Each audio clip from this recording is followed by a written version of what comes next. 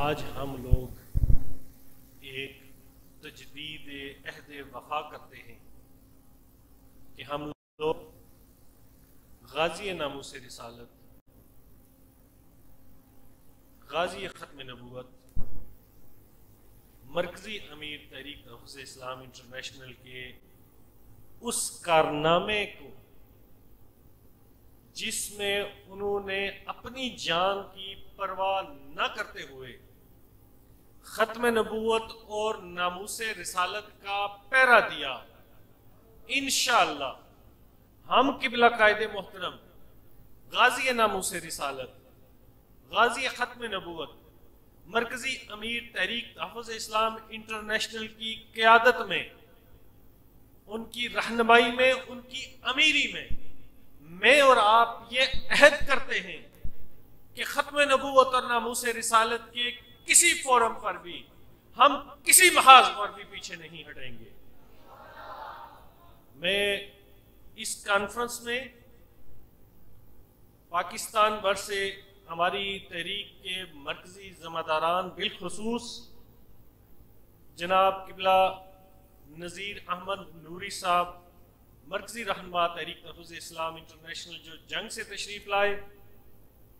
अलामा इम्तियाज़ जलाली साहब के KPK से सुबह से सफ़र करके, और यकीन करें मैं किबला गाजी साहब से अभी अर्ज़ कर रहा था, मैंने कहा हजूर जैसे जलाली साहब ने तकरीर किया 1 घंटा पहले मैं और अलामा तबरेज़ चिश्ती साहब ये कह रहे थे कि आज के बाद हमने 2 फरवरी को अलामा इम्तियाज़ जलाली शहीद डे भी मनाना है।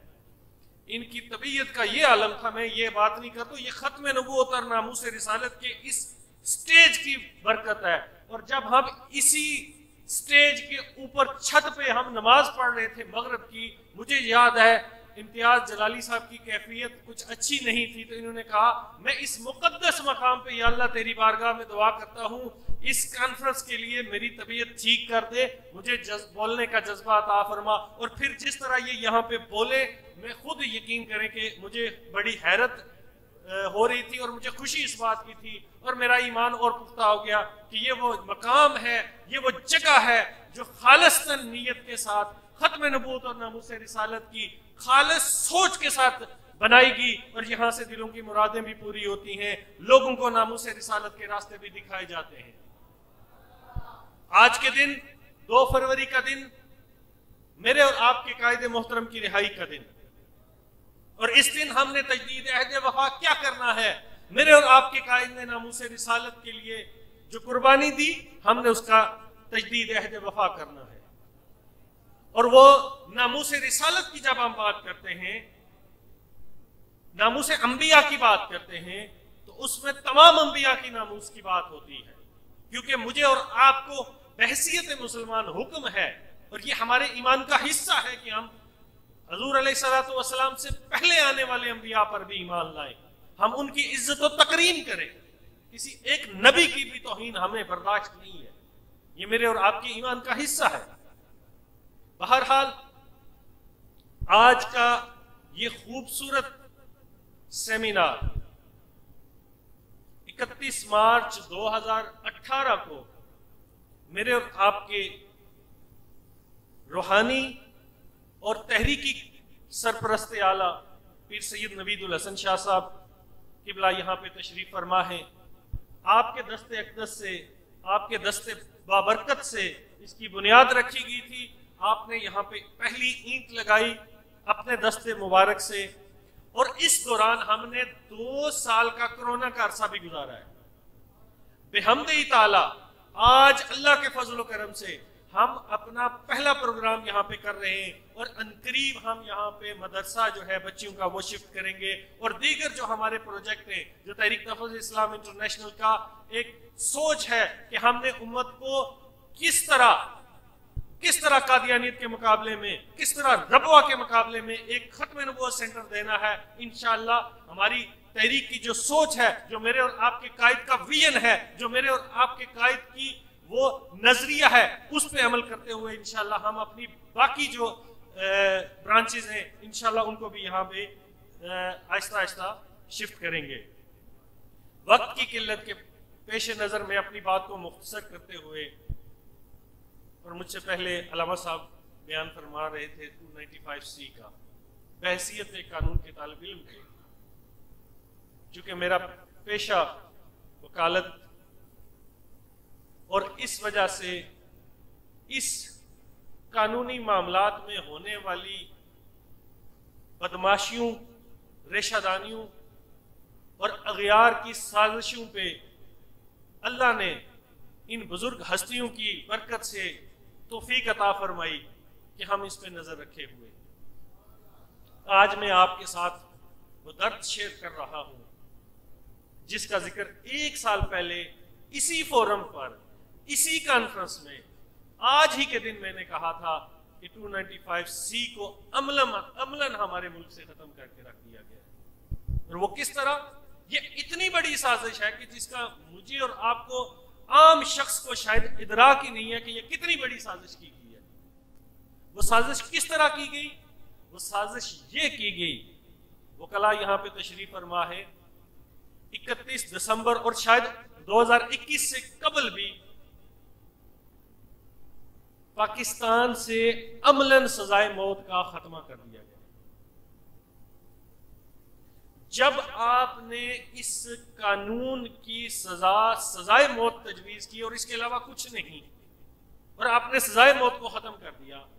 तो इट मीन आपने उन लोगों को प्रोटेक्ट कर दिया, उन तमाम लोगों को प्रोटेक्ट कर दिया जो नामूस रिसालत के मुजरिम,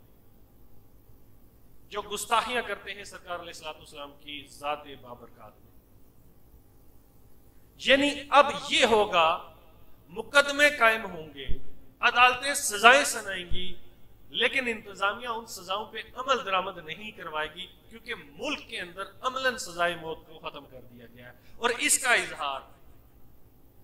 कबल अजीम जो हुकूमत थी PTI की, उसके 2 वजीर फवाद चौधरी और एक दूसरे मुल्क का मुझे नाम याद नहीं है, मैंने लास्ट टाइम जो अपने गुज़िश्ता साल मैंने उन दोनों का नाम मेंशन किया था, उन्होंने अपनी प्रेस कॉन्फ्रेंस में ये कहा था कि हमें इंटरनेशनली फोर्स किया गया है कि अपने मुल्क से सजाए मौत को खत्म कर दो। मेरे भाइयों, मेरे फाजल पेशरो फरमा रहे थे कि ये रेड लाइन है। ये रेड लाइन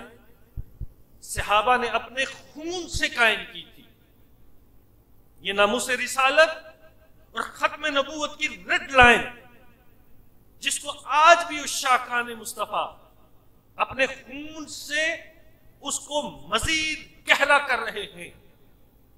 मैं और आप आज इस स्टेज की वसातत से हुकूमत पाकिस्तान से मुतालबा करते हैं कि आपने दीगर मामलात में अगर सजाए मौत पे अमल दरामद को पेंडिंग करना है तो उसके मामले में हम आपसे बात तो नहीं करेंगे, लेकिन जो गुस्ताखान मुस्तफा हैं, जो नामूस रिसालत के गुस्ताख हैं, जो गुस्ताखे रसूल हैं, नामूस रिसालत के मुजरिम हैं, 295C में कन्विक्टेड हैं, उनकी सजा पे अमल दरामद किया जाए। ये आज के इस फोरम का सबसे बड़ा मुतालबा है। और इस मामले में किसी किस्म की लैतोलाल और इंटरनेशनल प्रेशर को बर्दाश्त ना किया जाए। मेरे भाइयों, दोस्तों, बुजुर्गों, मेरा और आपका ये प्यारा वतन जिसको हमने एक नजरिए और एक सोच और एक फिक्र की बुनियाद पे हासिल किया था, मेरे और आपके आबा ने इसके लिए अपनी जानों के नजराने पेश किए और ये कोई मजाक नहीं था। लाखों लोगों ने अपने घरों को छोड़ा। आज आप एक शहर से दूसरे शहर जाते हैं, 1, 2, 3 दिन बाद आपका दिल बेचैन हो जाता है। उन लोगों के बारे में सोचिए जिन्होंने अपना वतन भी छोड़ दिया इस सरजमीन की बुनियादों के लिए, इस नजरिए की तरवीज के लिए, इस सोच की बढ़ोतरी के लिए, उस 2 कौमी नजरिए के लिए कि इस बड़े सगीर पाको हिंद में 2 कौमें आबाद हैं, एक मुसलमान है और एक नॉन मुस्लिम। और वो सोच ये थी कि हम इस वतन अजीज को, हम इस अपने प्यारे पाकिस्तान को इसलिए हासिल कर रहे हैं, इसमें हम अल्लाह और उसके रसूल के कवानीन को अमलन नाफज करके दुनिया को दिखाएंगे कि आज भी 1400 साल बाद भी मेरे और आपके करीम आका अलैहिस्सलाम ने जो नजरिया दिया था जिंदगी गुजारने का, वो आज भी अमलन काबिल अमल है। और वही नजरिया कामयाब तरीन है, वही सोच कामयाब तरीन है, वही सादगी कामयाब तरीन है, वही कफायत शारी कामयाब तरीन है, वही मसावात कामयाब तरीन है, वही आजादी कामयाब तरीन है। लेकिन अगर कोई ये समझता है कि आजादी इजहार राय की आड़ में मेरे और आपके करीम आका अलैहिस्सलाम की नामूस पे हमला करेगा, इस्लाम के मुकद्दस शायर का मजाक उड़ाएगा और कोई कुरान को जला के कहे कि ये आजादी इजहार राय है, तो फिर वो ये जान ले कि वो दुनिया के अंदर सबसे बड़ी दहशतगर्दी कर रहा है। इसलिए कि वो अरबों मुसलमानों की दिल आजारी कर रहा है। और ये सोच, ये फिक्र अगर आपके किसी एक स्कूल टीचर के लिए की जाए, जैसा कि स्वीडन के अंदर किया गया, तो वो कहते हैं कि ये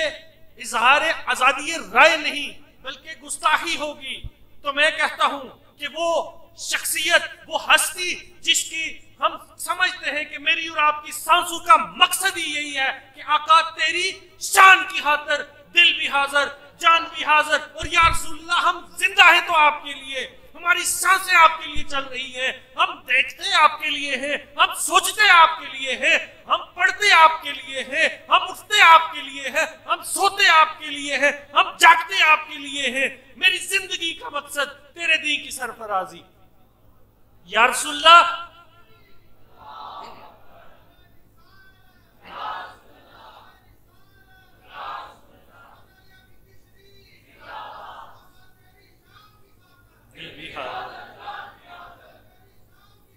दिल भी हाजिर है। और आज मेरे और आपके मुल्क को हुक्मरानों की अय्याशियों ने इस नहज पे पहुंचा दिया कि हम उन लोगों के दरों पे जाके भीख मांग रहे हैं जो नामूस रिसालत के मुजरिम हैं। मेरे भाइयों, हमें ये काबिल कबूल नहीं है। सुरमा है मेरी आंख का, खाके मदीना और नजफ। अगर आप हुक्मरानों की जाए पना बीजिंग, वाशिंगटन और लंदन है, तो याद रखिए इस मुल्क के अंदर बसने वाले करोड़ों मुसलमानों की सुरमा है उनकी आंख का, खाके मदीना और नजफ। हमें खाके मदीना और नजफ के से बढ़ के कोई और मुल्क नहीं। अगर आपने अगियार की गुलामी कबूल कर ली है तो जाइए, आपको अगियार की गुलामी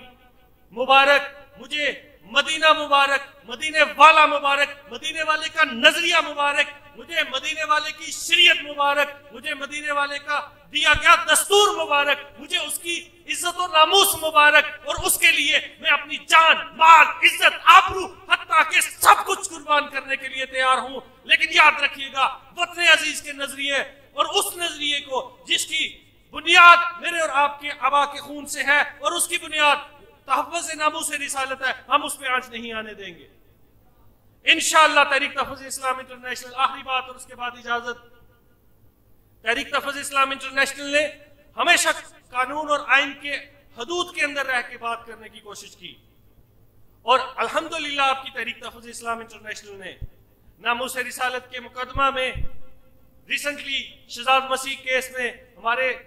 भाई राजा नदीम साहब इसमें मुस्तगीस थे, रिंगा यूनिट के सदर। अल्लाह पाक ने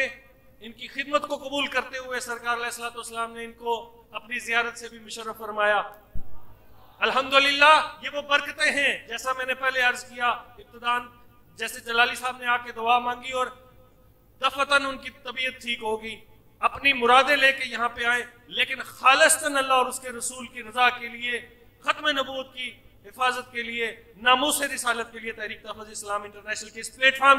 के साथ चलिए जहां पे हमेशा आइन और कानून की बात की जाती है। शहजाद मसीह केस में अल्हम्दुलिल्लाह हमारी तहरीक के लोगों ने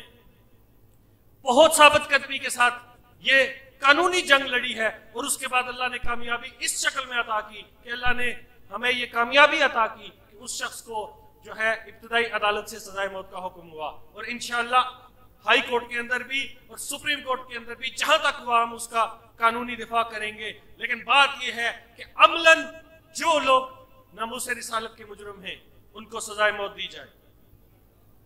और ये हमारा मुतालबा आज एक पुरअमन सेमिनार के अंदर है। अगर इस पे अमल ना हुआ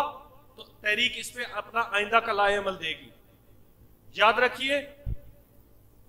मैं अक्सर जब खत्म नबूवत और नामूस रिसालत की बात आती है तो मैं फिर एक किबला कायदे मोहतरम के फेवरेट शेर है और वो मुझे अक्सर कहते हैं कि आप पढ़ा करें कि जला के मशल अहले जनों के साथ चले, जला के मशल अहले जनों के साथ चले, जो घर को आग लगा सके हमारे साथ चले, सतूने दार पे रखते चलो सरों के चिराग, जहां तलक सितम की ये सियारात चले, वमा अलैना इल्लल बलागुल मुबीन। पाकिस्तान जिंदाबाद, तहरीक तहफ़्फ़ुज़ इस्लाम इंटरनेशनल पाइंदाबाद। अस्सलामु अलैकुम व रहमतुल्लाह।